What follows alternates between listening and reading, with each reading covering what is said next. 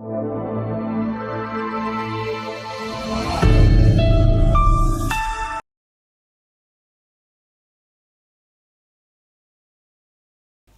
है मेरे प्यारे बच्चों, आप सभी का आपकी अपनी हिंदी की कक्षा में। आज हम वाणी श्रृंखला द्वारा प्रकाशित पुस्तक मेरी हिंदी व्याकरण भाग 6 के अन्य पाठों का अध्ययन करेंगे। तो चलिए शुरू करते हैं अपना पाठ। तो चलिए अब हम शुरू करेंगे पाठ संख्या 11 और पाठ का नाम है अविकारी शब्द। अविकारी वे शब्द होते हैं जिनमें वाक्य में प्रयोग होने पर लिंग, वचन, पुरुष, काल, वाच्य आदि के प्रभाव से कोई परिवर्तन ना हो। अविकारी के भेद। अविकारी 5 प्रकार के होते हैं: क्रिया विशेषण, संबोधक, समुच्चय बोधक, विस्मयतः बोधक और निपात। क्रिया विशेषण। जो शब्द क्रिया शब्दों की विशेषता बताते हैं वे क्रिया विशेषण कहलाते हैं। जैसे मैं प्रतिदिन स्कूल जाती हूँ, साहिल वहां जा रहा है। क्रिया विशेषण के भेद। क्रिया विशेषण के 4 भेद होते हैं: कालवाचक क्रिया विशेषण, स्थानवाचक क्रिया विशेषण, परिमाणवाचक क्रिया विशेषण और रीतिवाचक क्रिया विशेषण। कालवाचक क्रिया विशेषण। जो शब्द क्रिया के होने के समय का बोध कराते हैं वह कालवाचक क्रिया विशेषण कहलाते हैं। जैसे छात्र दिन भर पढ़ता है, वह अब कभी चोरी नहीं करेगा। स्थानवाचक क्रिया विशेषण। जो शब्द क्रिया के स्थान का बोध कराते हैं वे स्थानवाचक क्रिया विशेषण कहलाते हैं। जैसे बच्चे अंदर बैठे हैं, उसके आसपास कोई नहीं है। परिमाणवाचक क्रिया विशेषण। जो शब्द क्रिया की परिभाषा या मापतोल बताते हैं उन्हें परिमाणवाचक क्रिया विशेषण कहते हैं। जैसे लड़कियां अधिक बोलती हैं, मुझे कम रुपए चाहिए। रीतिवाचक क्रिया विशेषण। जो शब्द क्रिया के होने की रीति या ढंग का बोध कराते हैं उन्हें रीतिवाचक क्रिया विशेषण कहते हैं। जैसे बालक जोर जोर से रो रहा था। संबंध बोधक।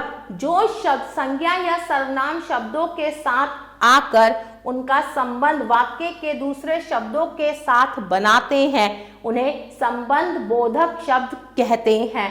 संबंध बोधक के भेद। संबंध बोधक के भेद 2 आधारों पर किए गए हैं। प्रयोग के अनुसार संज्ञा या सर्वनाम पर सर्ग के बाद आने वाले अविकारी शब्द, जैसे विद्यालय के आगे बड़ा तालाब है।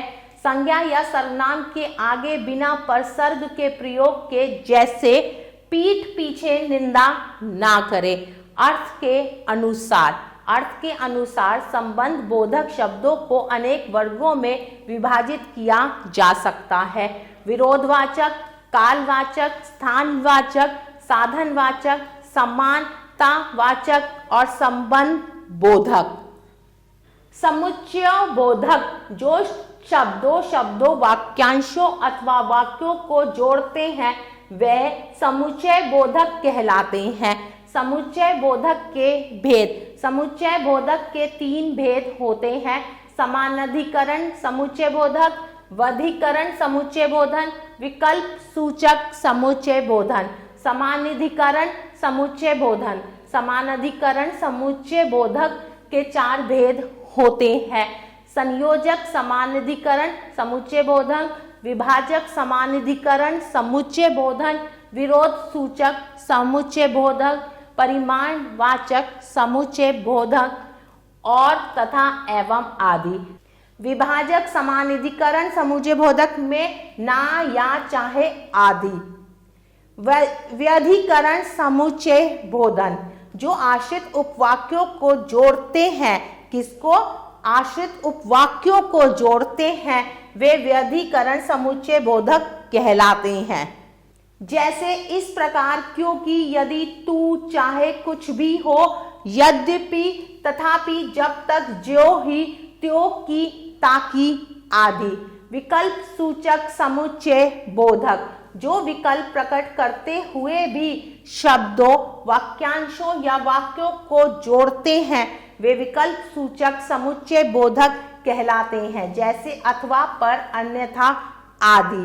अब हम पढ़ेंगे विस्मयादि बोधक, ऐसे शब्द जिनके प्रयोग से हमारे मन के भाव हर्ष, शोक, घृणा, भय आदि प्रकट होते हैं, विस्मयादि बोधक शब्द कहलाते हैं। जैसे हाय तुम्हारे हाथ में चोट कैसे लगी, बाप रे बाप इतना बड़ा सांप। उपरोक्त वाक्यों में हाय शब्द दुख व बाप रे बाप शब्द आश्चर्य का बोध करा रहे हैं। ऐसे शब्द विस्मयादि बोधक शब्द कहलाते हैं जो शब्द आश्चर्य, हर्ष, घृणा, दुख, पीड़ा आदि भावनाओं को अभिव्यक्त करते हैं, विस्मयादि बोधक कहलाते हैं। मनोभाव अभिव्यक्त करने के लिए विशेष स्थिति में कुछ विशेष शब्दों का प्रयोग किया जाता है। जैसे संवेदना, ओफो, राम राम, तौबा तौबा। संबोधन, हे, अरे, अजी। चेतावनी, बचना, हटना, सावधान।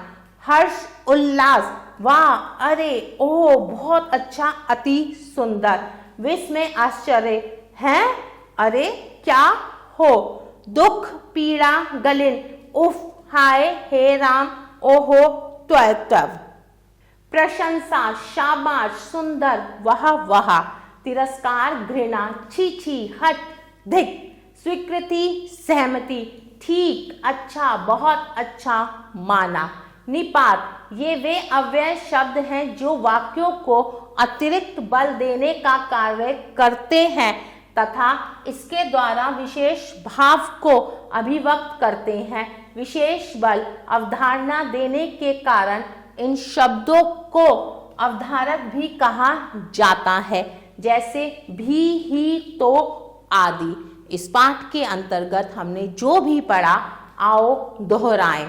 अविकारी शब्द वे होते हैं जिनका रूप लिंग, वचन, कारक के प्रभाव से नहीं बदलता। अविकारी शब्द 5 प्रकार के होते हैं। अविकारी शब्द को अव्यय भी कहते हैं। क्रिया विशेषण भी 4 प्रकार के होते हैं। संज्ञा अथवा सर्वनाम शब्दों का संबंध वाक्य के अन्य शब्दों से जोड़ने वाले शब्द संबंध बोधक कहलाते हैं। 2 शब्दों, वाक्यांशों अथवा वाक्यों को जोड़ने वाले शब्द समुच्चय बोधक कहलाते हैं। मन के भाव प्रकट करने वाले शब्द विस्मयादि बोधक कहलाते हैं। प्यारे बच्चों, आशा करती हूँ आपको यह पाठ अच्छे से समझ आया होगा। हम पुनः फिर मिलेंगे एक नए पाठ के साथ। तब तक के लिए आभार।